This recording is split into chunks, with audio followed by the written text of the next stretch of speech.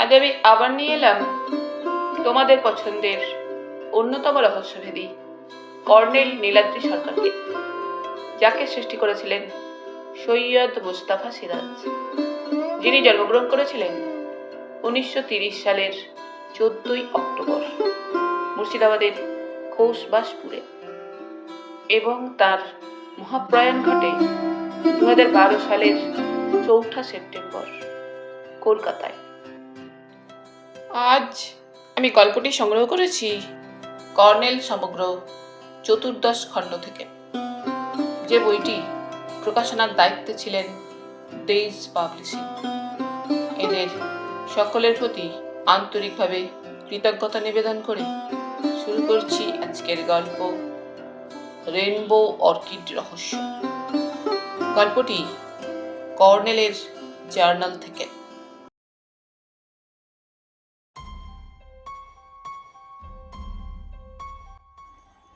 এইসব নগ্ন প্রান্তরে খয়া খড়গুটে গুল্ম ও পাথরের টুকরো ওই বিরল প্রজাতির ঘুঘুদের বিচরণ ক্ষেত্র।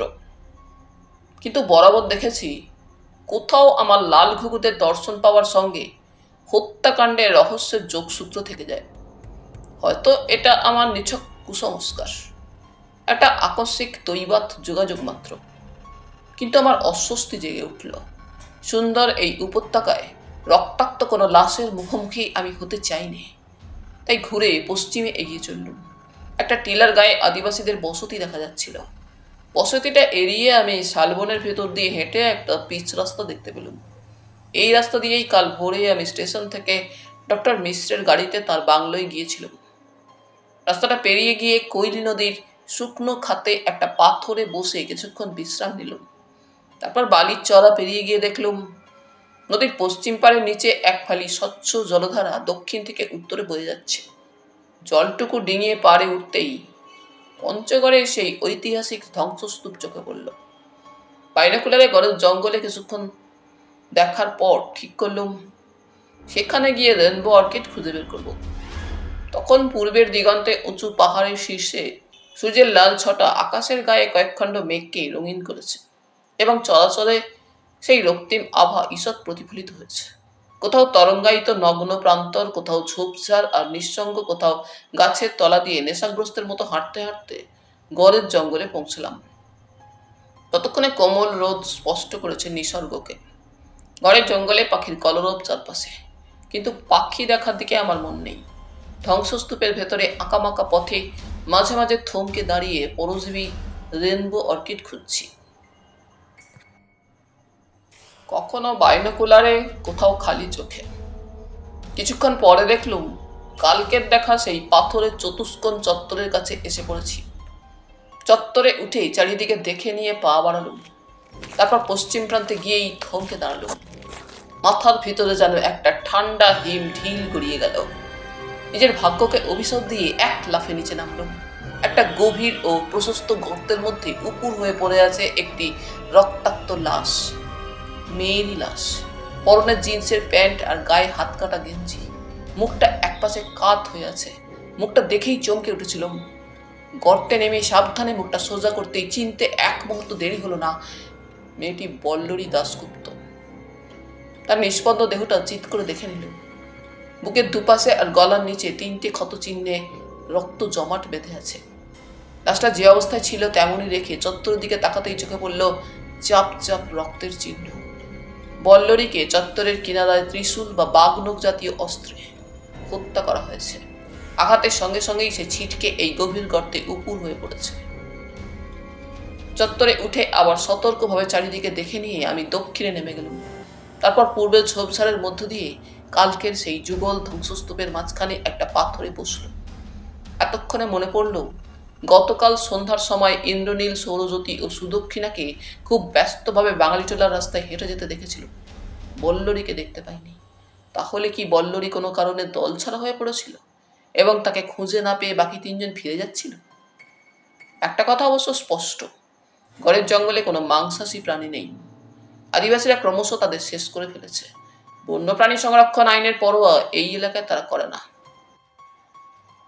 তাই বল্লরীর লাশে কোনো প্রাণী কামড় বসায়নি। এরপর অনেক প্রশ্ন মাথায় এলো। ইন্দ্রনীলরা কি পুলিশকে খবর দেয়নি যে তাদের এক সঙ্গিনী দল ছাড়া হয়ে জঙ্গলে হারিয়ে গেছে? নাকি তারা ঘটনাটা একেবারে চেপে গিয়ে কলকাতা চলে গেছে? ট্রেনে আসবার সময় যা যা দেখেছিলুম এবং কাল এখানে বসে ওদের যেসব কথা শুনেছিলুম তাতে স্পষ্ট বুঝেছিলুম তাদের মধ্যে একটা সমস্যা আছে এবং তারা একটা বোঝাপড়া করতে চায়। বল্লরীর এই পরিণতি কি সেই সমস্যার সঙ্গে যুক্ত? কিছুক্ষণ পরে মনে হলো, আমি এখানে চুপচাপ বসে আছি কেন? কিসের প্রতীক্ষা করছি?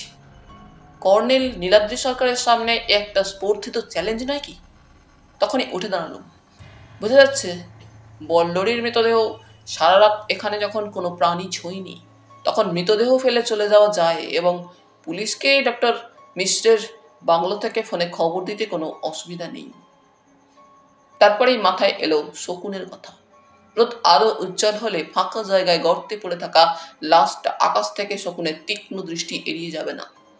একটু ভেবে নিয়ে আবার পিঠে আটা কিটব্যাগ থেকে জঙ্গল নাইফটা বের করলুম। তারপর চত্বরের পশ্চিমে গিয়ে অনেকগুলো ঝোপ কেটে ফেললুম। ঝোপগুলো লাশের উপর ফেলার আগে বল্লরীর লাশের 3টে ফটো তুলে নিলুম ক্যামেরায়। তারপর লাশটা ঝোপের তলায় একেবারে ঢেকে ফেললুম। এবার আর কিছু করার নেই। ফিরে গিয়ে পুলিশকে টেলিফোনে খবর দিতে হবে। লম্বা পা ফেলে চত্বরের পশ্চিম দিক দিয়ে হেঁটে যাচ্ছিলাম, কারণ সোজা উত্তরে এগিয়ে গেলে হাইওয়েটা 8 কিলোমিটারের মধ্যে পাওয়া যাবে। কাল ডক্টর মিশ্রের সঙ্গে আমি গড়ের জঙ্গলের পূর্ব প্রান্ত দিয়ে ঢুকেছিলাম। বাঁদিকে একটা শালবন, ডাইনে নগ্ন খানিকটা জায়গা। শালবনের দিকে না গিয়ে আমি নাক বরাবর হাঁটছিলাম। একটু পরে রোদে কি একটা জিনিস চকচক করছে দেখলুম। নেহাত কৌতূহলে কাছে গিয়ে দেখি একটা সোনার চেনের টুকরো। চমকে উঠেছিলাম। এটা কি বল্লরীর গলায় দেখেছিলাম? মনে পড়ল না, কিন্তু একটা পাথরের ছায়ায় চেনের বাকি অংশটা কুড়িয়ে পেলুম। তারপর একটা লতা ঢাকা গুলমের কাছে দেখলুম একটা ভ্যানিটি ব্যাগ পড়ে আছে। এটা বল্লরীর ব্যাগ কিনা তা পরীক্ষার ধৈর্য ছিল না। পিঠে একটা কিট ব্যাগে কুড়িয়ে পাওয়া জিনিসগুলো ঢুকিয়ে হাইওয়ে লক্ষ্য করে হাঁটতে থাকলাম। অবশ্য মাঝে মাঝে একটু দাঁড়িয়ে বাইনোকুলারে দেখে নিচ্ছিলুম ইন্দ্রনীলরা পুলিশের সঙ্গে গড়ের জঙ্গলের দিকে আসছে কিনা, নাকি গতরাতে পুলিশ বাহিনীর সাহায্যে তারা গড়ের জঙ্গলে বল্লরীকে খুঁজতে বেরিয়েছিল এবং খুঁজে না পেয়ে ফিরে গেছে। পরক্ষণে মনে হলো, এমন কোনো চেষ্টা তারা করলে বল্লরীর মৃতদেহ খুঁজে পেত। ওই চত্বরটা তাদের চেনা জায়গা। সবচেয়ে অদ্ভুত মনে হলো, গড়ের জঙ্গলে গত 2 বছরে 3-4টে লাশ একই অবস্থায় পাওয়া গেছে। তাহলে এমন কি হতে পারে না কোনো হোমিসাইডাল ম্যানিয়াক সাধু সন্ন্যাসীর বেশে ওই জঙ্গলে কোনো গোপন ডেরায় বাস করে এবং কাকেও একলা পেলেই বাগনক নামক সেকেলে অস্ত্র দিয়ে খুন করে? ডক্টর মিশ্রের বাংলায় পৌঁছতে 7:30 বেজে গিয়েছিল। তিনি আমাকে দেখে একটু কিছু আঁচ করে বলে উঠলেন, কর্নেল সরকার, আপনাকে উত্তেজিত দেখাচ্ছে কেন? বললুম, ডক্টর মিশ্র, আমি এখনই পুলিশকে একটা ফোন করতে চাই। ডক্টর মিশ্রের ড্রয়িং রুমে ঢুকে সোফায় বসলুম। তারপর আমার বুক পকেট থেকে ছোট্ট নোট বইটা বের করে পঞ্চগড় পুলিশ স্টেশনের নাম্বার দেখে নিলুম। ডক্টর মিশ্র টেলিফোন গাইড বের করেছিলেন। রিসিভার তুলে আমি ডায়াল করছি দেখে তিনি গাইডটা হাতে নিয়ে বসে রইলেন। তার উদ্বিগ্ন দৃষ্টি আমার দিকে। চোখের কোনা দিয়ে লক্ষ্য করলুম রমিলা দেবীও দরজার পাশে দাঁড়িয়ে আছেন। কয়েকবার রিং হওয়ার পর সারা এলো হিন্দিতে। নমস্তে, পঞ্চগড় পুলিশ স্টেশন। হিন্দিতেই বললুম, অফিসার ইনচার্জ গোপেশ্বর সিনহার সঙ্গে কথা বলতে চাই, খুব জরুরি কথা। সিনহা সাহেবকে 9টার আগে পাওয়া যাবে না। আপনি কে বলছেন? আমার নাম কর্নেল নীলাদ্রি সরকার, কলকাতা থেকে পঞ্চগড়ে এসেছি। আপনি কি ডিউটি অফিসার? 1 মিনিট, ডিউটি অফিসারকে দিচ্ছি। কানে ভেসে এলো ডিউটি অফিসারকে ডাকা হচ্ছে। কেউ হাসতে হাসতে বলল, শর্মাজি বাথরুমে, 2 ঘন্টা পরে বেরোবেন। সকালের দিকে সর্বত্র পুলিশ স্টেশনে এক ঢিলেমি লক্ষ্য করেছি, তাই ধৈর্য ধরে বসে থাকলাম। প্রায় 5 মিনিট পরে গম্ভীর কণ্ঠস্বরে সারা এলো, ডিউটি অফিসার বলছি, হয়েছেটা কি? কে আপনি? আমি কর্নেল নীলাদ্রি সরকার। এ কানিল নীলদারি সরকার? তাজ্জব নাম, একটু স্পষ্ট করে বলুন। ক্রুদ্ধ কণ্ঠস্বরে বললুম, তামাশা করলে এর ফল আপনাকে ভুগতে হবে। ওসি গোপেশ্বর সিনহাকে জরুরি খবর দিন। কলকাতা থেকে রিটায়ার্ড মিলিটারি অফিসার কর্নেল সাহেব কথা বলবেন। দেরি করবেন না, তাকে লোক পাঠিয়ে বলুন গড়ের জঙ্গলে একটি মেয়ে খুন হয়েছে, তার লাশ দেখে এসেছি। আমার কথা শেষ হওয়ার পরেই লাইন কেটে গেল। রিসিভার রেখে ডক্টর মিশ্রের দিকে তাকালাম। তিনি হতবাক হয়ে শুনছিলেন। বললেন, গড়ের জঙ্গলে কোনো মেয়ের লাশ? হায় ভগবান! বললুম, হ্যাঁ সব বলছি, আমার গলা শুকিয়ে গেছে, এক পেয়ালা কফি চাই। রমিলা দরজার পর্দা সরিয়ে ডাকলেন, চামেলি, দেরি করছো কেন? একটু পরেই ঘোমটা ঢাকা চামেলি কফি ও স্ন্যাক্সের ট্রে রেখে গেল। রমিলা বসলেন, তারপর দ্রুত আমাকে একটা লম্বা কাপে কফি তৈরি করে দিলেন। ওই কাপটি কাল সন্ধ্যায় আমার কফির তৃষ্ণা লক্ষ্য করে মিসেস মিশ্র বরাদ্দ করেছেন। কফি খেতে খেতে সংক্ষেপে সব বললুম। থানার ডিউটি অফিসারের হঠাৎ ফোন রেখে দেওয়ার কথা শুনে মিস্টার মিশ্র বললেন, আমি পুলিশের সার্কেল ইন্সপেক্টর বদ্রীনাথ রাওয়ের কোয়ার্টারের নাম্বার জানি, উনি আমার বিশেষ পরিচিত। 1 মিনিট। বললুম, সম্ভবত সিংভূমের পুলিশ সুপার তাকে আমার কথা বলে থাকবেন, আপনি কথা বলে আমাকে ফোনটা দেবেন। ডক্টর মিশ্র টেবিলের ড্রয়ার থেকে একটা নোট বই নিয়ে এলেন। তারপর বদ্রীনাথ রাওয়ের নাম্বার দেখে নিয়ে ডায়াল করলেন। সারা এলে তিনি বললেন,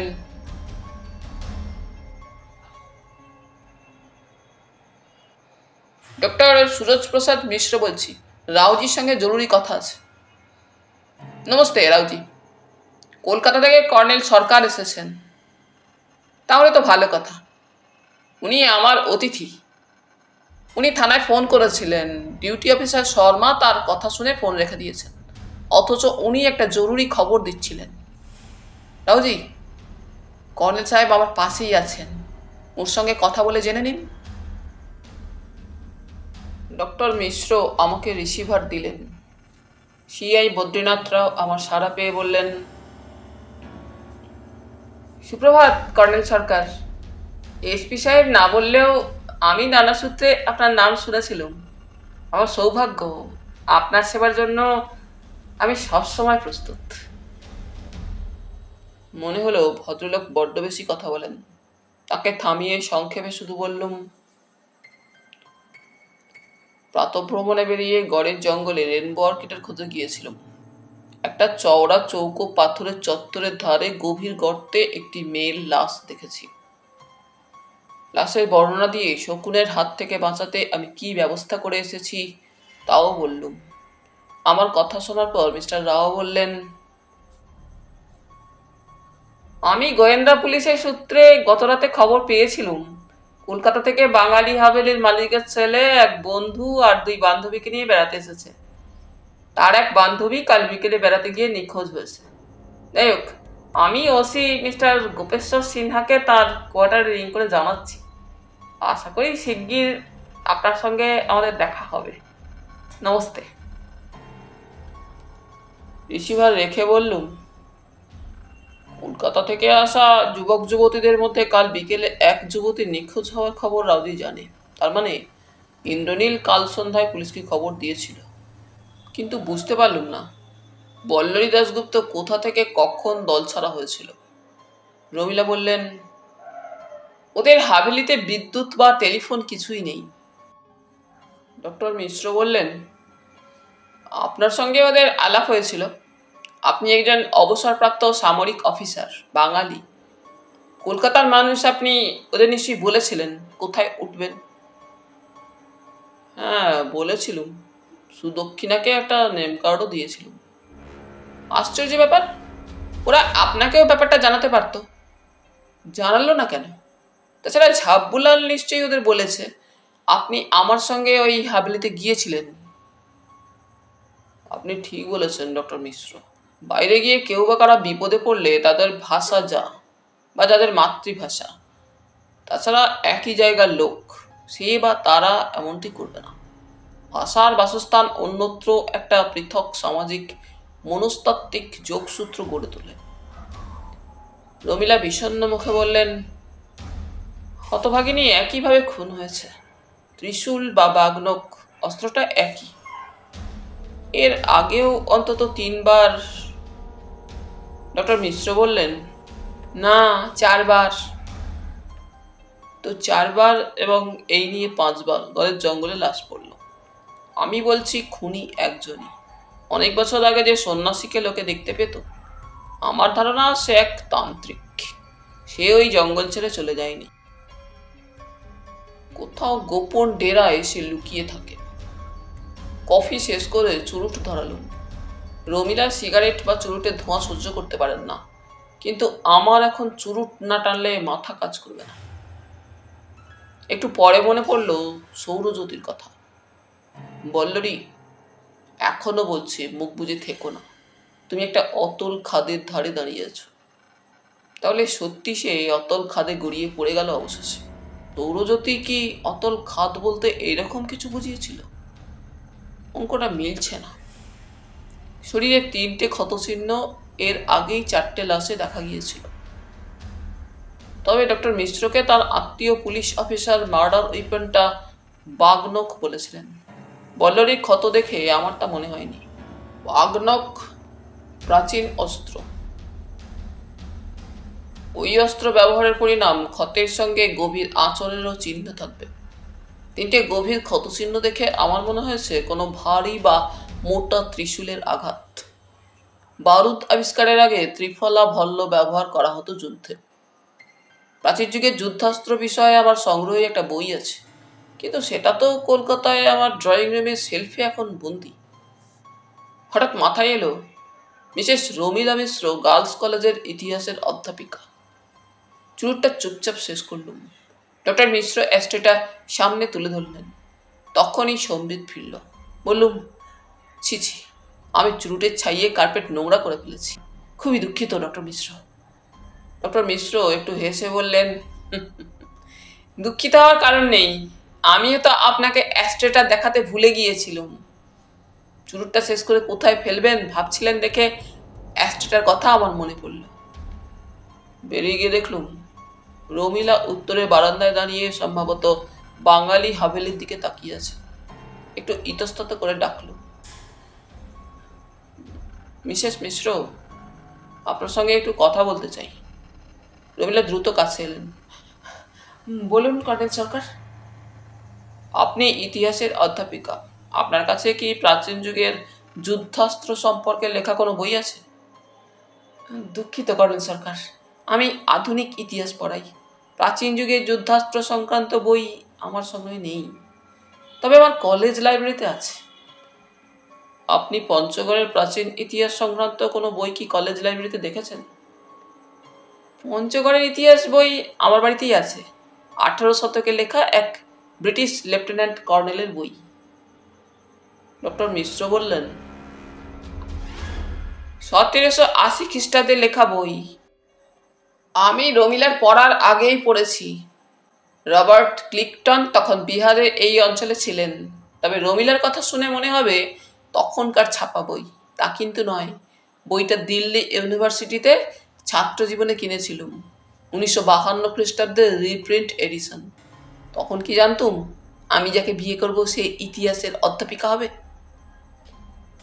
রমিলা স্বামীর দিকে কপট রোষে কটাক্ষ করে ভেতরে ঢুকে গেলেন। আমি বারান্দায় বসলুম। পুলিশের আবির্ভাবের জন্য মনের ভেতর তীব্র প্রতীক্ষার আলোড়ন চলছে। ডক্টর মিশ্র আমার পাশে বসলেন। একটু পরে রমিলা মোটাসোটা একটি বই এনে দিলেন। বইটির পাতা উল্টে টেবিলে রেখে দিলুম। একটু পরে টেলিফোন বেজে উঠল। ডক্টর মিশ্র দ্রুত উঠে গেলেন। একটু পরে তিনি ফিরে এসে বললেন, OC mister Gopeshwar Sharma ambulance এবং ফোর্স পাঠিয়ে দিয়ে আপনার সঙ্গে দেখা করতে আসছেন। প্রায় 8:30 বাজে। আমার মনে হয় আপনি এক্ষুনি ব্রেকফাস্ট করে নিন। মিস্টার শর্মা একটু অপেক্ষা করলে ক্ষতি কি? রমিলা, তুমি দেখো শিগগির ব্রেকফাস্টের ব্যবস্থা করা যায় কিনা। কর্নেল সাহেব মিস্টার শর্মার সঙ্গে গড়ের জঙ্গলে যাবেন, তা নিশ্চিত। আমিও যেতে চাই। ব্রেকফাস্ট শেষ করার পর পুলিশের একটা জিপ চোখে পড়ল। জিপটা এসে বাংলোর গেটের ওধারে থামল। রামভকত গেট খুলে দিয়েছিল, কিন্তু জিপ থেকে তাগড়াই চেহারার একজন পুলিশ অফিসার নেমে এগিয়ে এলেন। ডক্টর মিশ্র বললেন, মিস্টার সিনহা, আশা করি কর্নেল সরকারকে চিনতে পেরেছেন।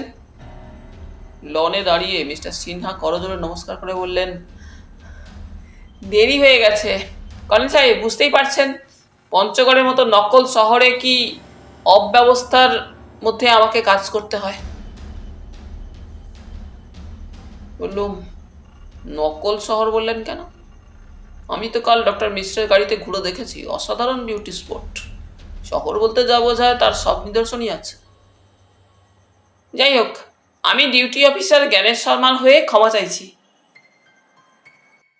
ভদ্রলোক পেটের অসুখে ভুগছেন, রিটায়ার করার বয়স হয়েছে, কানেও ভালো শুনতে পান না, তাই ওকে মর্নিং ডিউটি দিই।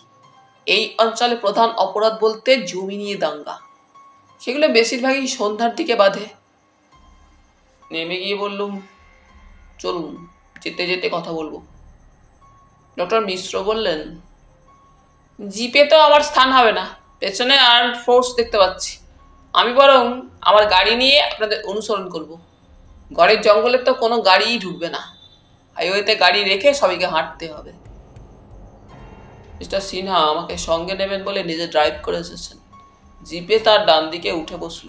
কানে এলো রমিলা দেবী তার স্বামীকে আসতে নিষেধ করছেন। সম্ভবত ডক্টর মিশ্র পুলিশের সঙ্গে গিয়ে কোনো ঝুট ঝামেলায় জড়িয়ে পড়বেন বলে তার আশঙ্কা আছে। সেটা স্বাভাবিক। ডক্টর মিশ্র সরল মানুষ। গতকাল বিকেলে ঝাবুলালের মুখে শোনা কথাগুলো আমার সামনেই ডক্টর মিশ্র তার স্ত্রীকে বলেছিলেন।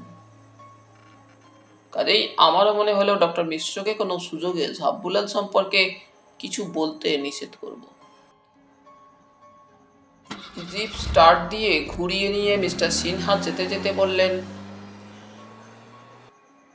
আগে আপনার কথা শুনতে চাই, তারপর আমি যা জানি বলবো। আমি সংক্ষেপে প্রাতঃভ্রমণে বেরিয়ে গদের জঙ্গলে রেনবো অর্কিডের খোঁজে যাওয়ার কথা বলল। তারপর একটা পাথরের চত্বরে উঠে চারিদিকে রেনবো অর্কিড খোঁজার পর কিভাবে লাশটা আবিষ্কার করেছি তা জানালো। শকুনের চোখের আড়ালে রাখার জন্য ঝোপঝাড় কেটে লাশটা ঢেকে রাখার ব্যবস্থা করেছি। শুনে মিস্টার সিনহা বললেন, আপনি প্রাক্তন সামরিক অফিসার, এ ধরনের উপস্থিত বুদ্ধি আপনার থাকা স্বাভাবিক। বললুম, কলকাতার দলটি থানায় নিখোঁজ এক সঙ্গিনীর খবর দিয়েছিল কখন? তখন সন্ধ্যা 7:30। ওরা নিজেরা ঘরের জঙ্গলে নাকি খোঁজাখুঁজি করে এসেছিল। জানি না এটা সত্যি কিনা, কারণ লাশটা আপনার চোখে পড়েছে অথচ ওদের চোখে পড়েনি কেন? ওরা কাল কোথায় বেড়াতে গিয়েছিল?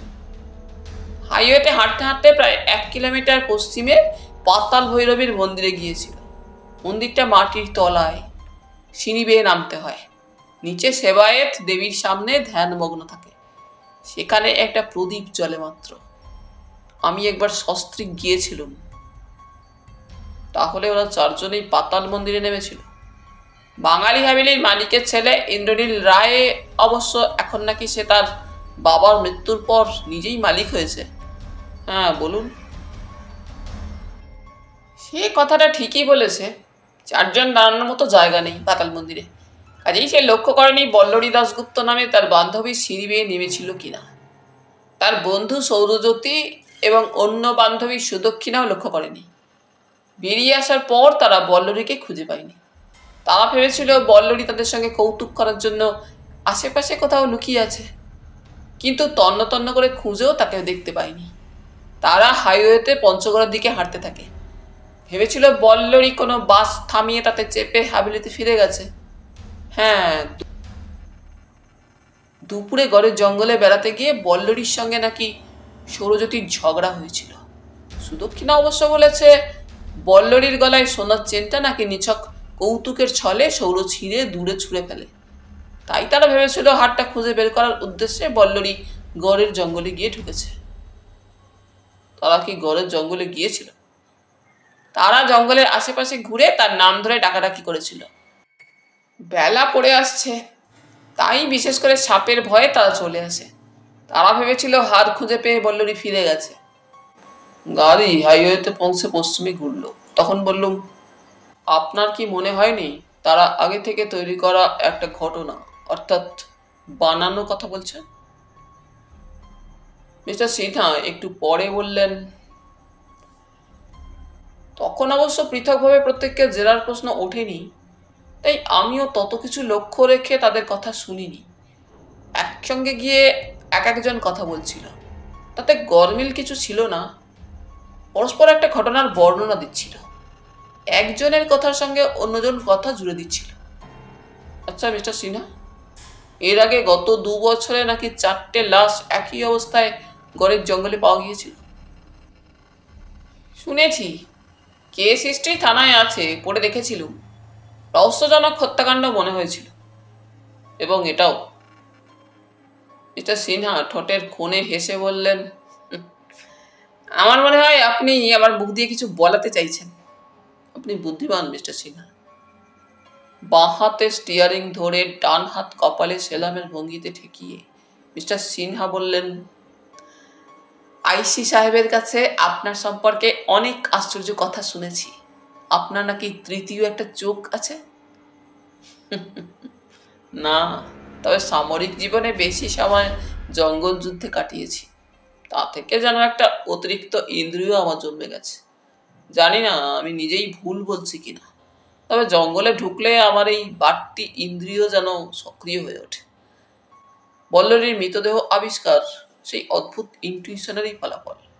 শিওর নই, তবে এরকম আমার মনে হয়। কর্নেল সাহেব, আমার মতে এটা অন্য 4টে ঘটনার মতো নয়। শুধু এইটুকুই বলতে পারি, কারণ আগের 4টে লাশ যাদের, তারা কেউ দল বেঁধে বেড়াতে যায়নি গড়ের জঙ্গলে। আর পঞ্চগড়ের ব্যবসায়ী লোকটি সম্পর্কে পুলিশ ফাইলে তদন্তকারী অফিসার নোট দিয়েছিলেন। সম্ভবত কেউ তাকে মূল্যবান জিনিস বিক্রির লোভ দেখিয়ে নির্জন জঙ্গলে ডেকেছিল।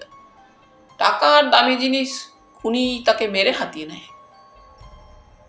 বুকে ও গলায় 3টে একই রকমের ক্ষতচিহ্ন এই 5টি কেসেই দেখা যাচ্ছে। হ্যাঁ, এই পয়েন্টটা গুরুত্বপূর্ণ, এবং এই পয়েন্টটাই অন্তত বল্লরীর হত্যা রহস্যের চাবিকাঠি খুঁজলে মিলতে পারে। আপনার সঙ্গে আমি একমত। আমরা এসে গেছি, এবার আমাদের হেঁটে যেতে হবে। আদিবাসীদের সেই দোকানগুলোর কাছে নেমে দেখলুম পুলিশের একটা বেতার ভ্যান এবং আরও একটা জিপ গাড়ি দাঁড়িয়ে আছে। অ্যাম্বুলেন্সও চোখে পড়ল। ডক্টর মিশ্র তার গাড়ি থেকে নেমে এসে বললেন, ডাক্তার শচীন অধিকারী গাড়িতে কলকাতার দলটি এসেছে। ওই দেখুন গাড়িটা। ওসি মিস্টার গোপেশ্বর সিনহাকে একজন পুলিশ অফিসার গোপনে কিছু বলছিলেন। সেই সুযোগে আমি ডক্টর মিশ্রকে কাল বিকেলে ঝাবুলাল সব কথা বলেছিল তার চেপে যেতে বলল। তারপর দুজনে মিস্টার সিনহার কাছে গেলুম। মিস্টার সিনহা বললেন, আমাদের এক্সপার্ট টিম ইতিমধ্যে ওখানে পৌঁছে গেছে। এসআই রহমত খান বললেন, আদিবাসীদের মধ্যে ইমানুয়েল নামে একজন খ্রিস্টানের দোকান আছে এখানে।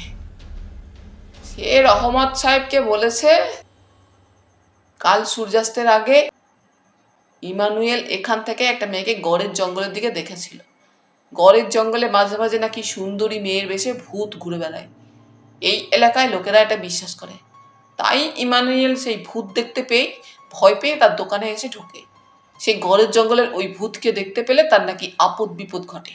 তাই কাল বিকেলে দোকানে ঝাঁপ ফেলে সে খ্রিস্টান মিশনের গির্জায় পাদ্রী বাবার কাছে গিয়েছিল। বললুম, রহমত সাহেবকে কি ইমানুয়েল নিজে থেকেই কথা বলেছে? না, রহমত সাহেব আদিবাসী দোকানদারকে জিজ্ঞাসাবাদ করছিলেন কাল বিকেলে গড়ের জঙ্গলে তারা কাকেও যেতে দেখেছিল কিনা। ওরা সরল মানুষ, অন্য কেউ কিছু দেখেনি বা লক্ষ্য করেনি। ইমানুয়েল জৈবকৃত্যর জন্য বেরিয়েছিল, তাই সে ভূতটাকে দেখতে পেয়েছিল। তার পোশাকের বর্ণনা দেয়নি ইমানুয়েল। মিস্টার সিনহা হঠাৎ দাঁড়িয়ে গেলেন, বললেন, কর্নেল সাহেব, আপনি এখানে মূল্যবান সূত্রের কথা তুলেছেন। রহমত সাহেবের মাথায় ওই প্রশ্নটা জাগেনি, কারণ তিনি ধরেই নিয়েছেন মেয়েরা শাড়ি পরে। ইমানুয়েলের কাছে কথাটা জানা দরকার। এখনই জেনে আসছি, প্লিজ একটু অপেক্ষা করুন। 4জন আর্মড কনস্টেবলকে এগিয়ে যেতে নির্দেশ দিয়ে মিস্টার সিনহা হাইওয়ের ধারে গেলেন। ডক্টর মিশ্র বললেন, কথাটা শুনে আমার অবাক লাগছে। একা কলকাতার দলভ্রষ্ট এক তরুণী গড়ের জঙ্গলের দিকে কোন সাহসে যাবে? তার চেয়ে বড় কথা, কি উদ্দেশ্যে সে যাবে? কাল দুপুরে এখানে বেড়াতে গিয়েছিল ওরা। ওসি মিস্টার সিনহাকে সুদক্ষিণা বলেছে সৌরজ্যোতি বল্লরীর গলা থেকে সোনার চেন খোলার ছলে টেনে ছিঁড়ে নাকি ছুঁড়ে ফেলেছিল। মিস্টার সিনহা আপনাকে বলছিলেন? হ্যাঁ, হয়তো তখন হাড়টা ওরা খুঁজে পায়নি, তারপর বল্লরী হাড়টা বিকেলে খুঁজতে গিয়েছিল। অবিশ্বাস্য, অসম্ভব ব্যাপার। ডক্টর মিশ্র হঠাৎ থেমে গেলেন। আমি বাইনোকুলারে গোটা জঙ্গল দেখতে থাকলো। গাছপালার ফাঁক দিয়ে দেখা যাচ্ছিল উৎসুক আদিবাসীদের পুলিশ লাঠি উঁচিয়ে হটিয়ে দিচ্ছে। ইন্দ্রনীলদের দেখতে পেলুম না। পাথরের চত্বরটা এখান থেকে দেখা যাচ্ছিল না। ওসি মিস্টার সিনহা এসে বললেন, ছোপের মধ্যে ইমানুয়েল শুধু মেয়েটির মাথা দেখেছে। মেয়েটি মাঝে মধ্যে এদিকে মুখ ঘুরিয়ে কি দেখছিল। একটা সুন্দরী মেয়ের এ বিষয়ে ইমানুয়েল নিশ্চিত। সে পোশাক দেখতে পায়নি, শুধু মুখ দেখেই ভয় পেয়ে দোকানে ঢুকে পড়েছিল। বললুম, এটা স্বাভাবিক। ফাঁকা নগ্ন জায়গাটা না গেলে এখান থেকে তার পোশাক দেখতে পাওয়া যাবে না। পাথরের চত্বরের কাছে পৌঁছতে আমাদের প্রায় 20 মিনিট লাগলো। গিয়ে দেখলুম চত্বরে মুখ দুহাতে ঢেকে সুদক্ষিণা বসে আছে। সে কাঁদছে। ইন্দ্রনীল তার কাছে দাঁড়িয়ে আছে। তার মুখে বিস্ময় আর শোকের ছাপ স্পষ্ট। সৌরজ্যোতি গর্তটার কাছে নিষ্পন্দ মূর্তির মতো দাঁড়িয়ে নিচের গর্তে বল্লরীর মৃতদেহ দেখছে। ঝোপগুলো পুলিশ আর অ্যাম্বুলেন্স কর্মীরা তুলে উপরে ফেলেছে। একজন ফটোগ্রাফার চারিদিক ঘুরে ছবি তুলছিলেন। আমাকে দেখে ইন্দ্রনীল কিছু বলতে ঠোঁট ফাঁক করেছিল, কিন্তু বলল না। এক বাঙালি ভদ্রলোক ডক্টর মিশ্রকে দেখে বলে উঠলেন, মিশ্র সাহেব, আবার একই ঘটনা ঘটল। বুঝলুম তিনি ডাক্তার শচীন অধিকারী।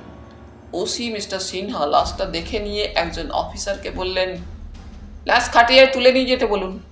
আপনি সঙ্গে যাবেন, তারপর অ্যাম্বুলেন্সে চাপিয়ে হাসপাতালের মর্গে নিয়ে যাবেন।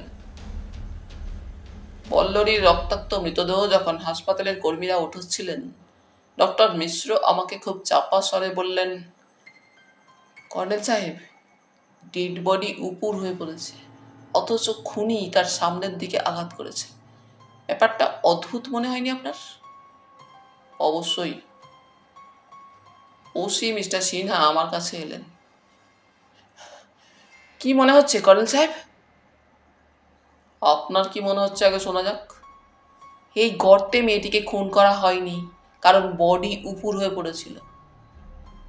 পাথরের চত্বরের গায়ে রক্তের ছোপ দেখে মনে হচ্ছে চত্বরের উপর থেকে গড়িয়ে গর্তে ফেলেছিল খুনি। মিস্টার সিনহা পাথরের চত্বরের কাছে গিয়ে বললেন, আপনার ধারণা হয়তো ঠিক, কিন্তু চত্বরের উপরে কোথাও রক্তের চিহ্ন নেই। এই সময় একজন পুলিশ অফিসার সৌরজ্যোতিকে বলল, আপনি আপনার বন্ধুদের কাছে গিয়ে দাঁড়ান, আমাদের তদন্ত করতে দিন। সৌরজ্যোতি চুপচাপ চত্বরের অন্য প্রান্তে ইন্দ্রনীল ও সুদক্ষিণার কাছে চলে গেল। মিস্টার সিনহা খুঁটিয়ে চত্বরের উপরের দিকটা দেখে নিলেন। তারপর আমাকে চাপা স্বরে জিজ্ঞেস করলেন, আপনি চত্বরের এখানে এসে গর্তের মধ্যে লাশটা দেখতে পেয়েছিলেন, তাই তো? হ্যাঁ। অন্য কোথাও কি রক্তের চিহ্ন দেখতে পেয়েছিলেন? না, তবে আমি তখন কোথাও রক্তের চিহ্ন খুঁজতে যাইনি। ডাক্তার শচীন অধিকারী তার তথাকথিত ভাগ্নে ভাগ্নির কাছে গিয়ে চাপা স্বরে কিছু আলোচনা করছিলেন। ডক্টর মিশ্র চত্বরের নিচ দিয়ে ঘুরে তাদের কাছে গেলেন। মিস্টার সিনহা বললেন, আমাদের অফিসাররা চারিদিকে খুঁজতে বেরিয়েছেন। আমার দৃঢ় বিশ্বাস মেয়েটিকে অন্য কোথাও খুন করে এই গর্তে ফেলে দেওয়া হয়েছিল। রক্তের চিহ্ন খুঁজলে পাওয়া যেতে পারে, তবে সময় সাপেক্ষ ব্যাপার। কারণ জঙ্গলের আয়তনও কম নয়। একটু দূরে কয়েকজন আদিবাসী পুলিশের তাড়া খেয়েও পাথরের মূর্তির মতো দাঁড়িয়েছিল। আমি একজন পুলিশ অফিসারকে জিজ্ঞেস করলাম, আপনারা কি ওদের কাছে কোনো খোঁজ খবর নিয়েছেন? না স্যার, কারণ ওরা কি বলবে তা জানা কথা। ভূতের কীর্তি। কথাটা আমি গম্ভীর মুখেই বললাম। অফিসারটি হেসে ফেললেন। ঠিক বলেছেন স্যার। তাদের দিকে তাকিয়ে আমি বললাম, লাশ তো চলে গেছে, ওরা এখনো দাঁড়িয়ে আছে কেন? অফিসার বললেন, আমরা কি করছি তা দেখছে। ডাকলুম, ডক্টর মিশ্র, একবার এদিকে আসুন। ডক্টর মিশ্র চত্বরের উপর দিয়ে আমার কাছে এলেন, বললেন, কিছু কি দেখতে পেয়েছেন? না ডক্টর মিশ্র, আমি আপনাকে একটা কারণে ডাকলুম। আপনি আদিবাসীদের সঙ্গে কথা বলতে পারেন, আমার সঙ্গে ওই আদিবাসীদের কাছে চলুন। মিস্টার সিনহা চত্বরে রক্তের চিহ্ন খুঁজছেন, ততক্ষণ আমরা ওদের সঙ্গে কথা বলি। কয়েকজন কনস্টেবল লাঠি হাতে দাঁড়িয়েছিল। আদিবাসীরা যাতে চত্বরের কাছে না আসতে পারে সেদিকে লক্ষ্য রাখাই সম্ভবত ওদের ডিউটি। পাশ কাটিয়ে আমি ও ডক্টর মিশ্র আদিবাসী দলটির দিকে এগিয়ে গেলুম। বললুম, আপনি ওদের জিজ্ঞেস করে জেনে নিন এই হত্যাকাণ্ডের ব্যাপারে ওদের বক্তব্য কি। তাছাড়া কাল বিকেলে কেউ এদিকে এসেছিল কিংবা সন্দেহজনক কিছু দেখেছিল কিনা তাও জেনে নিন। ডক্টর মিশ্র আর আমাকে দেখে ওরা পরস্পর কিছু বলা বলি করলো। তারপর ওদের চাঞ্চল্য দেখে মনে হলো ওরা এখনই ছুটে পালিয়ে যাবে। ডক্টর মিশ্র একজনকে চিনতে পেরে দেহাতে হিন্দিতে বললেন, তুমি ভারুয়া না? মাথায় একরাশ পাকা চুল আর প্রকাণ্ড সাদা গোফওয়ালা লোকটির পরনে ঢোলা হাফ প্যান্ট আর নোংরা গেঞ্জি। তার হাতে একটি ছোট্ট ভোঁতা দা ছিল। সে সেই দা দিয়ে হাঁটুর কাছটা চুলকে নিয়ে হাসল। তার নিচের পাটির কয়েকটা দাঁত ভাঙা দেখলুম। সে যা সব বলল আমার বুঝতে তত অসুবিধা হচ্ছিল না। ভারুয়া বলল, আমি সেই লোকটাই বটে, আপনি মিছরিজি, আমিও আপনাকে চিনি। ডক্টর মিশ্র বললেন, আবার লাশটা পাওয়া গেল ঘরের জঙ্গলে। তোমার কি মনে হয় ভারুয়া? মানে যা হওয়ার তা হয়েছে।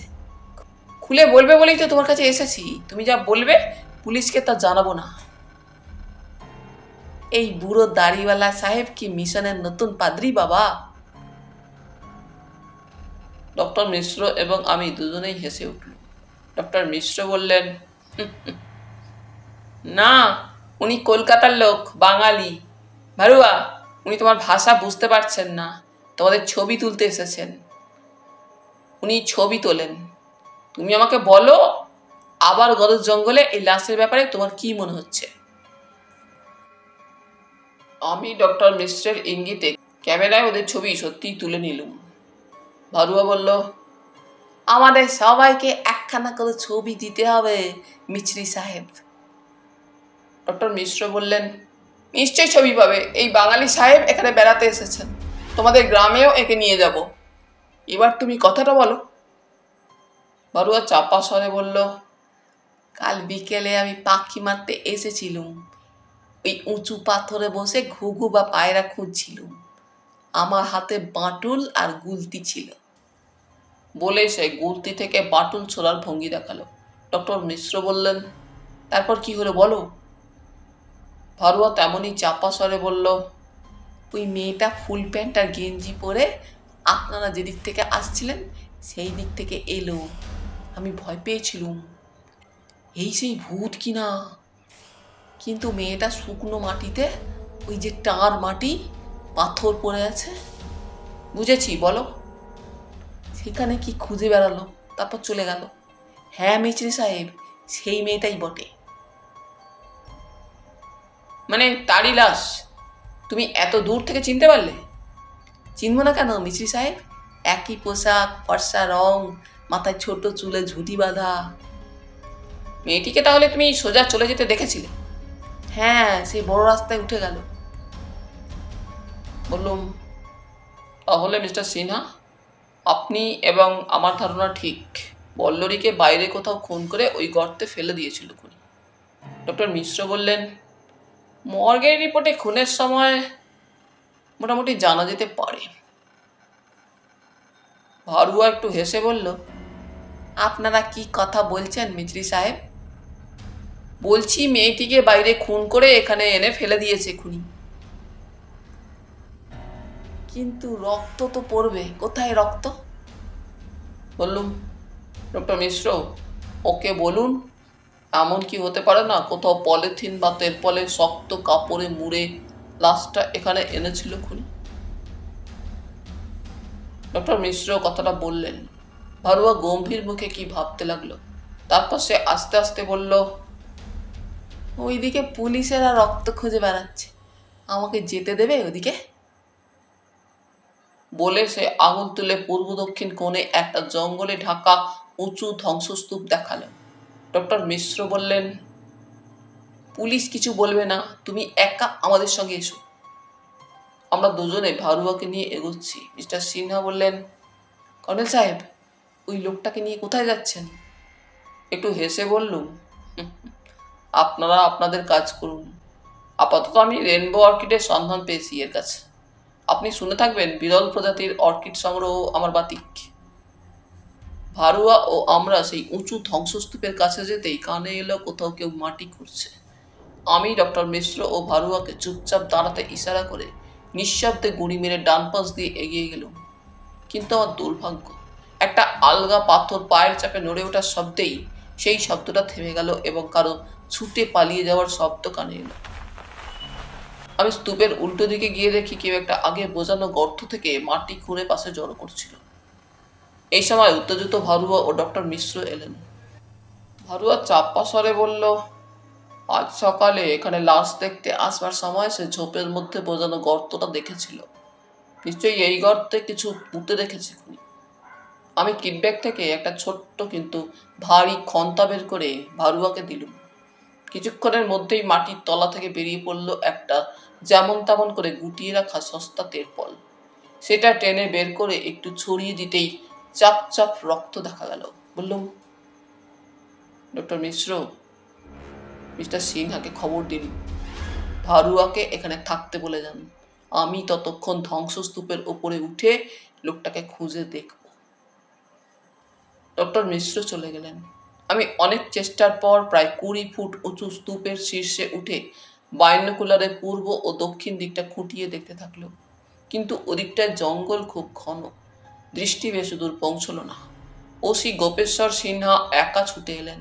ততক্ষণে আমি স্তূপ থেকে নেমে এসেছি। মিস্টার সিনহা রক্তমাখা তেরপল এবং গর্তটা দেখেই হাঁটু দুমড়ে বসে বললেন, ধন্যবাদ কর্নেল সাহেব, আপনার সত্যি তৃতীয় নয়ন আছে। আমাকে একথা বিশ্বাস করতেই হচ্ছে। মিস্টার সিনহা, এই গুরুত্বপূর্ণ জিনিসটি আবিষ্কারের কৃতিত্ব এই সরল আদিবাসী মানুষটির। ডক্টর মিশ্র বললেন, ওকে পুলিশের পক্ষ থেকে যেন বকশিস পাইয়ে দেবেন মিস্টার সিনহা। ভারুয়ার সঙ্গে কর্নেল আমাকে কথা বলার জন্য ওখানে দাঁড়িয়ে থাকা আদিবাসীদের কাছে নিয়ে গিয়েছিলেন। মিস্টার সিনহা একই ভঙ্গিতে বললেন, ব্যাপারটা তো শেষ অবধি আমার পয়েন্টেই দাঁড়াচ্ছে। কর্নেল সাহেব আদিবাসীদের সঙ্গে কথা বলার প্রয়োজন মনে করেছিলেন, আর আমরা ওদের হটিয়ে দিয়েছিলাম। গর্তের কাছে দাঁড়িয়ে চুরুট ধরালুম। সেই সময় আবার চোখের সামনে দুটি দৃশ্য ভেসে উঠল। হাইওয়ের ধার থেকে ইমানুয়েল দেখেছিল কাল বিকেলে একটি মেয়ে গদের জঙ্গলের কাছে ঘুরে বেড়াচ্ছে। এদিকে ভারুয়া মেয়েটিকে পুরো দেখতে পেয়েছিল। পরনে প্যান্ট গেঞ্জি পরা মেয়েটি কি যেন খুঁজে বেড়াচ্ছিল। তারপর সে চলে গিয়েছিল বড় রাস্তার দিকে। তার মানে বল্লরী একা এসেছিল এবং একা ফিরে গিয়েছিল। সে যা খুঁজতে এসেছিল তা আমি আজ প্রত্যুষে কুড়িয়ে পেয়েছি। ছেঁড়া সোনার চেনের দুটো অংশ আর একটা ভ্যানিটি ব্যাগ। সুদক্ষিণা বলেছে কৌতুকের ছলে সৌরজ্যোতি বল্লরীর সোনার চেন টেনে ছুঁড়ে ফেলে দিয়েছিল। কিন্তু বল্লরীর ব্যাগটা কে ছুঁড়ে ফেলেছিল? বল্লরী তার ব্যাগ রাগ করে নিজে ছুঁড়ে ফেলে দেবে কেন? সৌরজ্যোতি কি তার ব্যাগটাও ছুঁড়ে ফেলেছিল? তা যদি হয়, কোথায় চেন বা ব্যাগ পড়েছে তা তখনই ওরা খুঁজে বের করতে পারত। সবচেয়ে গুরুত্বপূর্ণ প্রশ্ন, বল্লরীকে এমন নৃশংসভাবে হত্যার মোটিভ কি? কিংবা যেভাবেই হোক, তাকে হত্যার মোটিভ কি? কাল দুপুরে ওই চত্বরে দাঁড়িয়ে বল্লরীকে সৌরজ্যোতি বলছিল, বল্লরী এক অতল খাদের ধারে দাঁড়িয়ে আছে। এ কথার অর্থ কি? সৌরজ্যোতিকে জেরা করে এ কথার মানে জেনে নিতেই হবে। সৌরজ্যোতির সঙ্গে বল্লরীর যৌন সম্পর্ক ছিল। এ ব্যাপারে দুজনেরই স্থানকাল পরিবেশ জ্ঞান ছিল না। দুজনের মধ্যে সম্পর্কটা কখনো প্রেমের নয়, নিছক জৈবতার। তার সাক্ষী আমি নিজে। এটুকু ভেবেই হঠাৎ মনে হলো, আমি ঘটনাটার ভুল ব্যাখ্যা করছি না তো? অন্য কোনো উদ্দেশ্যে বল্লরীর বার্থে সৌরজ্যোতি উঠতে পারে। ধরা যাক কোনো গোপন জিনিস সুদক্ষিণাথ ও ইন্দ্রনীলের অজ্ঞাতসারে সৌরজ্যোতি বল্লরীকে রাখতে দিয়েছিল। হ্যাঁ, সে মেঝে দাঁড়িয়ে জিনিসটা দিতে পারত, কিন্তু এমন হতেই পারে।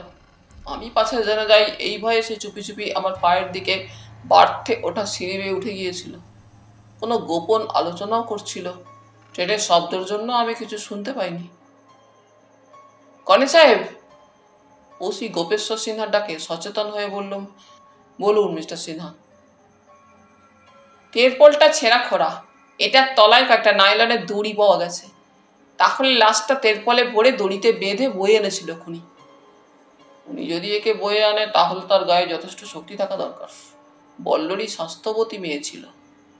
ঠিক বলেছেন কর্নেল সাহেব। একটা লাশ বয়ে আনার সময় খুনির পায়ের দাগ বা জুতোর ছাপ পড়া স্বাভাবিক। কিন্তু এলাকায় গত 3 মাস বৃষ্টি হয়নি। ঘরের জঙ্গলে প্রায় সর্বত্র ঘন ঘাস। আবার যেখানে মাটি নগ্ন সেখানটা পাথরের মতো শক্ত। এই গর্তটা করতে খুনির প্রচুর সময় লেগেছিল, তাও অনুমান করা সহজ। ডক্টর মিশ্র বললেন, কর্নেল সাহেব, উনি আবার গর্ত করে তেরপলটা নিয়ে যেতে এসেছিল। সেই কথাটা মিস্টার সিনহাকে বলুন। ডক্টর মিশ্র আমার হাতের একটা তাস পুলিশকে দেখিয়ে দিলেন।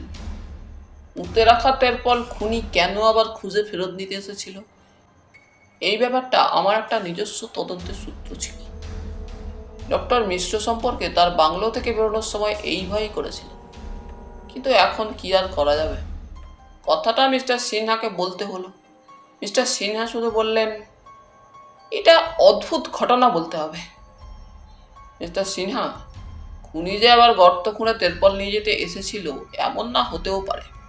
সম্ভবত কোনো আদিবাসী জঙ্গলে কাঠ কাটতে এসে টাটকা বুঝিয়ে রাখা গর্ত দেখে ভেবেছিল ওখানে কেউ কিছু লুকিয়ে রেখেছে, আমাদের সারা পেয়ে ভয়ে সে পালিয়ে গেছে। আমার যুক্তিটা মিস্টার সিনহার মনঃপুত হলো। তিনি বললেন, হ্যাঁ, এটা হতে পারে। খুনির সাহস হবে না এই সময় ঘরের জঙ্গলে ঢুকতে, কারণ পুলিশ ফোর্স জঙ্গলে এখনো আছে। তিনি ধ্বংসস্তূপের অন্য পাশে গিয়ে হাতের ইশারায় কনস্টেবলদের ডাকলেন। তারা এলে তেরপলটা গুটিয়ে বেঁধে সঙ্গে নিয়ে আসতে নির্দেশ দিলেন। আমরা সেই পাথরের চত্বরের কাছে গেলুম। দুজন অফিসার আর সশস্ত্র বাহিনী ইন্দ্রনীলদের কাছাকাছি দাঁড়িয়েছিল। ডক্টর শচীন অধিকারী আমাদের দেখে ঘুরে দাঁড়ালেন। গম্ভীর মুখে তিনি বললেন, মিস্টার সিনহা কি মার্ডার ওয়েপেন খুঁজে বেড়াচ্ছেন? মিস্টার সিনহা একটু হেসে বললেন, না ডাক্তারবাবু, আমরা একটা পুরানো তেরপল খুঁজে পেয়েছি। ওই দেখুন, তেরপলে জড়িয়ে লাশ বয়ে এনে ওই গর্তে খুনি ফেলে দিয়েছিল। তেরপলটা ধুয়ে রক্ত পরিষ্কার করলে আবার ওটা কাজে লাগবে, তাই খুনি ওটা পুঁতে রেখেছিল। আমি এই সময় ইন্দ্রনীল, সৌরজ্যোতি ও সুদক্ষিণার মুখের দিকে তীক্ষ্ণ দৃষ্টি রেখেছিল। শুধু ইন্দ্রনীলের মুখে কয়েক সেকেন্ডের জন্য চমকে ওঠার স্পষ্ট ছাপ লক্ষ্য করল।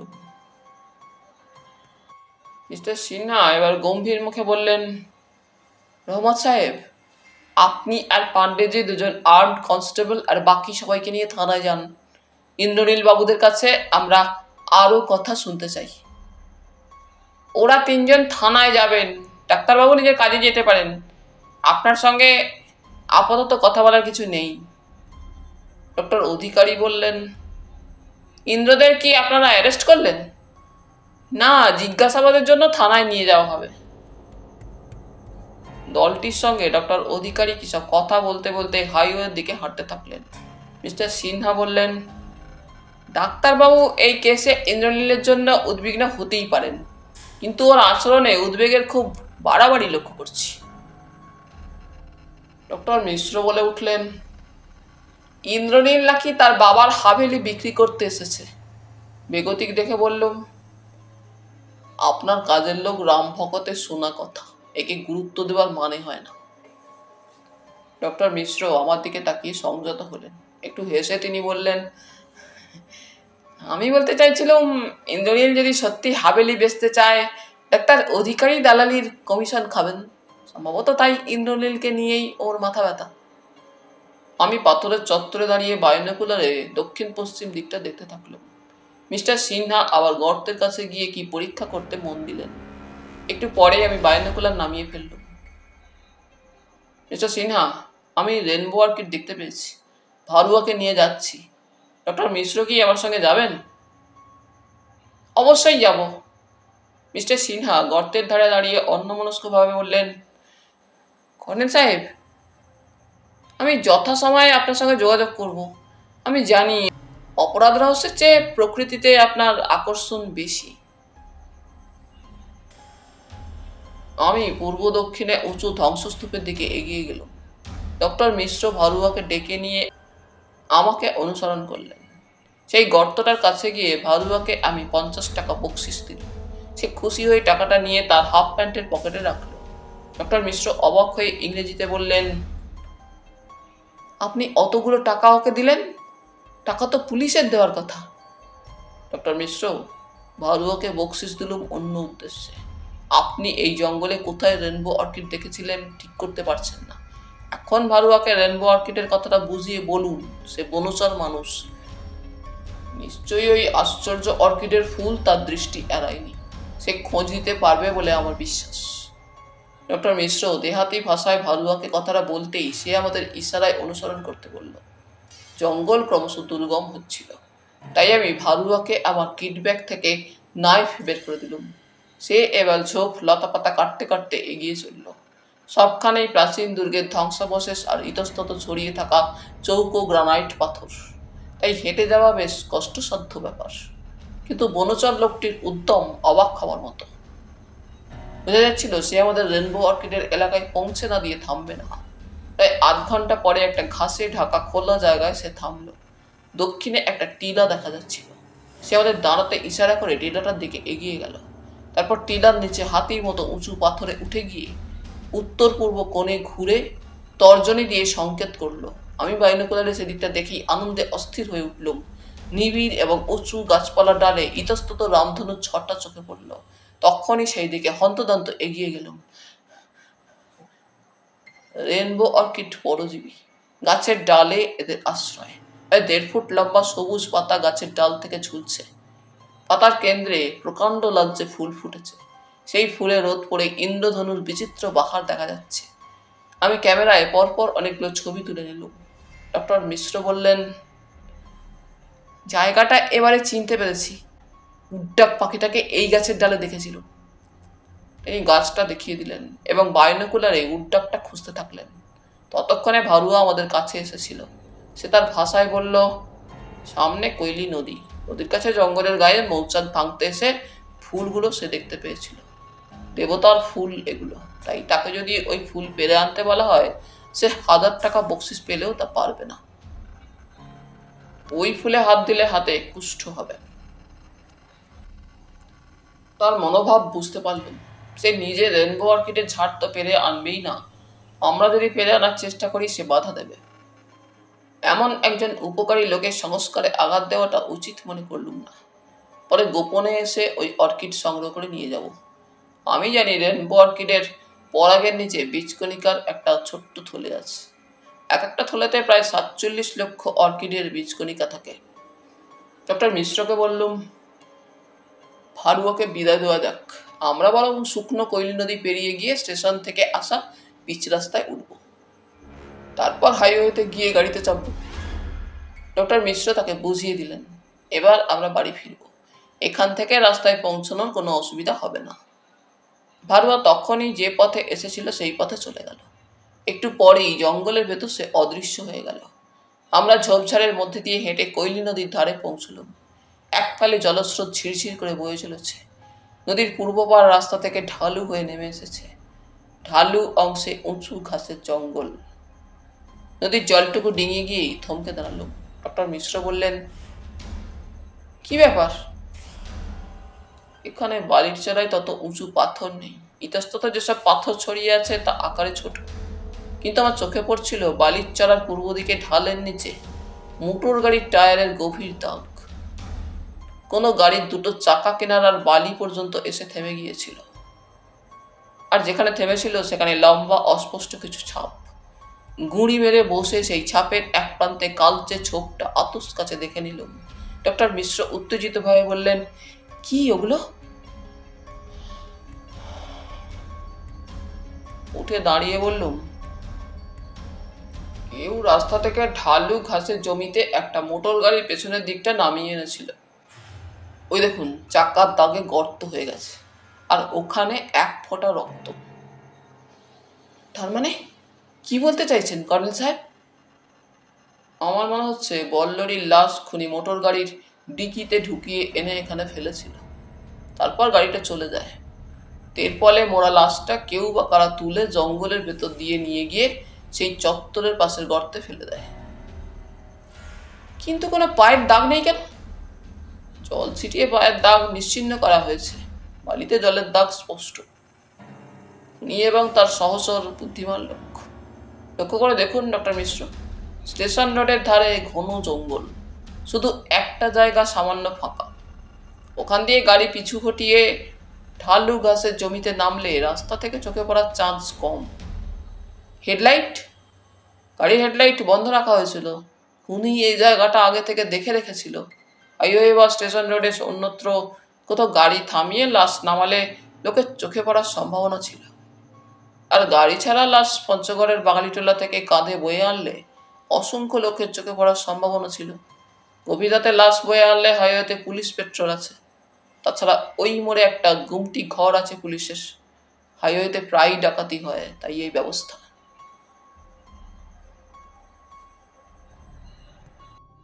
বললুম, দুঃখের বিষয়, গাড়িটার চাকার দাগের ছাপ পড়েনি, বালিতে শুধু গর্ত হয়েছে। তবু দেখি একটু ছাপও খুঁজে পাই নাকি। আমার কাছে ছাপ তোলার সরঞ্জাম নেই, ক্যামেরাই যথেষ্ট।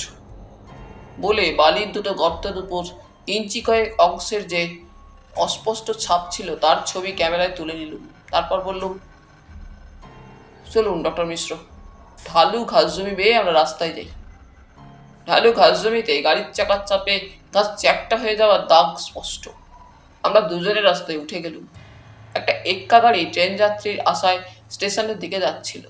সেটা থামিয়ে কোথায় যাব বলতেই এক্কাওয়ালা রাজি হয়ে গেল। ভাড়াটা অবশ্য একটু বেশি হাঁকল সে, কিন্তু এখন ডক্টর মিশ্রের বাংলোয় ফিরে গোপনে আমাকে বল্লরীর ভ্যানিটি ব্যাগটা খুলে দেখতেই হবে। ডক্টর মিশ্রের গাড়ি হাইওয়েতে যেখানে রাখা আছে, এক্কা গাড়ি সেখানে যাবে না, কারণ হাইওয়েতে সব গাড়ি যাতায়াত নিষিদ্ধ। হাইওয়ের মোড়ে তাই আমাদের নামতে হলো। দুজনে হাঁটতে হাঁটতে আদিবাসীদের দোকানের কাছে গিয়ে দেখলুম সেখানে পুলিশের গাড়ি নেই। কাজ শেষ করে পুলিশ চলে গেছে। ইমানুয়েল বিষণ্ণভাবে বলল, মেয়ে মানুষটিকে আমি ভূত ভেবেছিলুম, আমারই ভুল। ডক্টর মিশ্রের বাংলোতে পৌঁছতে 1:15 বেজে গিয়েছিল। রমিলা দেবী কলেজে গেছেন। ডক্টর মিশ্র আমাকে স্নান করতে বলে নিজে স্নান করতে গেলেন, কিন্তু আমি গ্রীষ্মকালে সপ্তাহে 3 বার স্নান করি। এখানে অবশ্য গ্রীষ্মের প্রখর তাপ নেই, কিন্তু আজ আমার স্নানের দিন নয়। সংলগ্ন বাথরুমে ঢুকে হাত দুটো সাবান দিয়ে ধুয়ে ফেলল। দাড়ি ভিজে যাবে বলে শুধু চোখে ও কপালে জল ছেটাল। টাক ভেজা তোয়ালেতে মুছে নিল। এতেই শরীর স্নিগ্ধ হয়ে উঠল। ডাইনিং রুমে মালতী আমাদের খাবার পরিবেশন করল। ডক্টর মিশ্র জাতিভেদ প্রথা মেনে চলেন তা জানতাম না। জানতে পারলুম যখন তিনি জানিয়ে দিলেন রাম ভকত এবং তার স্ত্রী মালতী জাতিতে ব্রাহ্মণ। খেতে বসে আমি কথা বলা পছন্দ করি না, কিন্তু ডক্টর মিশ্র বল্লরীর খুনের ব্যাপারে তার মাথায় যত রকম থিওরি এসেছে তা জানাতে থাকলেন। আমি শুধু হুঁ দিয়ে গেলাম। তার একটা প্রধান থিওরি, বল্লরী ঝগড়া করে দল ছাড়া হয়ে বাঙালিটোলায় ফেরার সময় কোনো লম্পটের পাল্লায় পড়েছিল। বাঙালিটোলা নির্জন এলাকা, তাই তাকে জোর করে তুলে নিয়ে কোনো পুরো বাড়িতে কেউ ধর্ষণ করে এবং গলা টিপে মেরে ফেলে। সে বল্লরীর চেনা কোনো লোক। বল্লরী ইন্দ্রনীলদের সঙ্গে এখানে আগেও কতবার বেড়াতে এসেছে। নিশ্চয়ই লোকটার সঙ্গে তার পরিচয় হয়েছিল। আর ওই ত্রিশূল বা বাঘনখের ক্ষতচিহ্ন বল্লরীর মৃতদেহে আঘাতের ফলে হয়েছে। এই ক্ষত তৈরির কারণ গড়ের জঙ্গলে আরও 4টে একইভাবে মৃত লোকের দলে বল্লরীকে সামিল করা। পুলিশ এবং লোকেরা এতে বিভ্রান্ত হবে। ডক্টর মিশ্রের এই থিওরি শেষ অংশটুকু আমার যুক্তিযুক্ত মনে হলো। তবে তার মৃতদেহে আঘাত করা হয়েছিল কিনা তা নিখুঁতভাবে পোস্টমর্টেমের ফলে জানা যেতে পারে। খাওয়ার পর আমি গেস্ট রুমে গিয়ে একটুখানি ঘুমিয়ে ক্লান্তি দূর করার জন্য দরজা বন্ধ করে দিলাম। জানালাগুলো পর্দা টানা ছিল। কিটব্যাগ থেকে সোনার হারের টুকরো আর ভ্যানিটি ব্যাগটা বের করে টেবিলে রাখলো। তাড়াহুড়ো না করে ঠান্ডা মাথায় কাজ করার জন্য চুরুট ধরালো। ফ্যান ফুল স্পিডে ঘুরছিল, তাই চুরুটের গন্ধে ঘরে দম আটকানো অবস্থার সৃষ্টি করতে পারছিল না। মাঝে মাঝে চুলটের গন্ধ আমার নিজেরই কটু মনে হয়, কিন্তু এখন আমি একটি মৃত মেয়ের কুড়িয়ে পাওয়া ছোট্ট ব্যাগের সামনে বসে আছি। এর মধ্যে তেমন কিছু নাও পেতে পারি যা আমাকে সত্যে পৌঁছতে সাহায্য করবে। আবার এমনও তো হতে পারে যা আমাকে সত্যে পৌঁছতে সাহায্য করবে তাকে আমি ভুল করে গুরুত্বই দিলুম না। আসলে একটা সন্ধিকালের দিকে এগিয়ে চলার পথে এখন হাঁটছি। জানি না আমার জন্য কি অপেক্ষা করছে, সাফল্যের সূত্র নাকি ব্যর্থতা। একটু পরে মনে হলো ব্যাগটাকে আমি যুক্তিহীনভাবে গুরুত্ব দিচ্ছি। অবহেলার ভঙ্গিতে মধ্যেকার জিপটা টেনে ব্যাগ খুলে দিলুম। দুপাশে আরো ছোট জিপ আছে। মাঝখানের অংশ থেকে বেরিয়ে এলো একটা সাদা রঙের গুটিয়ে রাখা রুমাল। রুমালের চারদিকে হালকা নীল পার এবং নিচে কয়েকটা হালকা নানা রঙের রেখা। অলরেডি ঠোঁটে আমি রং দেখিনি। রুমালটা নেহাত মুখ মোছার জন্য ব্যবহার করা হয়েছে। তার তলায় একটা ছোট্ট চিরুনি, ছোট্ট গোল আয়না, কয়েকটা চুলের কালো ক্লিপ। সেগুলো টেবিলে রুমালের নিচে রেখে অ্যাস্ট্রে চাপা দিলুম। তারপর বেরোলো একটা ইঞ্চি তিনেক লম্বা এবং স্প্রে আটা পারফিউমের শিশি, একটা ডট পেন, তারপর খুদে প্যাড। প্যাডটা ইঞ্চি তিনেক চওড়া, ইঞ্চি চারেক লম্বা। ওপরে আলমারির ছাদে ছাপা মনোগ্রাম আতস কাঁচের সাহায্যে পড়া গেল ইংরেজি 3টি অক্ষর, OAB। প্যাডটায় কিছু লেখা নেই, তবে বেশ কিছু পাতা খরচ করা হয়েছে। পেছনে সরু জিপটা টেনে খুলল। একটু ফাঁক করতেই কতগুলো ছকছকে সাদা নেম কার্ড দেখা গেল। বের করে দেখলাম লেখা আছে বি দাশগুপ্ত। তার নিচে branch manager, overseas Asian bank limited, circus avenue, Kolkata. ব্যাংকের ফোন নাম্বার এবং বাড়ির ফোন নাম্বার ওপরে নিচে দেওয়া আছে। বোঝা গেল এটা অফিসের কার্ড, তবে বাড়ির ফোন নাম্বার থাকায় বাড়ির ঠিকানা জানবার অসুবিধে নেই। কিন্তু বল্লরী দাশগুপ্ত একটা বড় ব্যাংকের ম্যানেজার ছিল, এইটা ভাবতে অবাক লাগছে। ট্রেনে তার সঙ্গে পরিচয়ের সময় এই বিষয়টা জাগেনি। ভেবেছিলাম সাধারণ ব্যাংকের ব্রাঞ্চ ম্যানেজার হওয়াটা তার মতো শিক্ষিত এবং স্মার্ট যুবতীর পক্ষে অসম্ভব কিছু নয়। কার্ডগুলো তলা থেকে বেরিয়ে এলো হিরে বসানো সোনার আংটি। আংটিটা আমি বল্লরীর আঙুলে দেখিনি। এটা কি কারো উপহার দেওয়া আংটি বলেই ব্যাগে লুকিয়ে রেখেছিল বল্লরী? সৌরজ্যোতির উপহার? আংটিটা টেবিলে রেখে বের করলাম একটা ভাঁজ করা কাগজ। কাগজটা দেখে খুব আশা করেছিলাম এতে অভাবিত কিছু পেয়ে যাব, কিন্তু ভাঁজ খুলে দেখলো মতে হিজিবিজি অঙ্ক কষে কেটে দেওয়া হয়েছে। কাগজটা 6 ইঞ্চি লম্বা আর 4 ইঞ্চি চওড়া। ব্যাংকেরই প্যাডের কাগজ, কারণ উপরে ঠিক মাঝখানে OAB মনোগ্রাম ছাপানো। আতস কাচের সাহায্যে অঙ্কগুলো পড়ার চেষ্টা করল, পড়া গেল না। ডটপেনের কালো কালিতে লেখা হিসেব। কিসের হিসেব? একখানে পার্সেন্টেজের প্রতীক চিহ্ন পড়া গেল কালিতে ঘষে ফেলা। বর্ণমালা কিংবা সংখ্যা পড়ার যন্ত্র আমার কিট ব্যাগে নেই। কলকাতার পুলিশ হেডকোয়ার্টার লালবাজারের ডিটেকটিভ ডিপার্টমেন্টে এই যন্ত্র দেখেছিল। পঞ্চগড় থানায় তা থাকবে বলে মনে হলো না। কিন্তু এই কাগজটা আমার কাছে গুরুত্বপূর্ণ মনে হলো দুটি কারণে। এক, কাগজটা বল্লরী তার হ্যান্ডব্যাগে রেখেছে। 2, ওই পার্সেন্টেজের প্রতীক চিহ্ন, ওটা কি শতকরা বার্ষিক সুদের হিসেব? এবার তৃতীয় একটা কারণ মাথায় এসে গেল। বল্লরী একটা বিদেশি ব্যাংকের ব্রাঞ্চ ম্যানেজার। তাহলে বন্ধুরা, আজ এই পর্যন্তই। গল্প পাঠ তোমাদের ভালো লেগে থাকলে তোমাদের কাছে আবারও অনুরোধ থাকলো লাইক, শেয়ার এবং সাবস্ক্রাইব করে তোমাদের মূল্যবান মতামত পাঠানোর জন্য। ধন্যবাদ।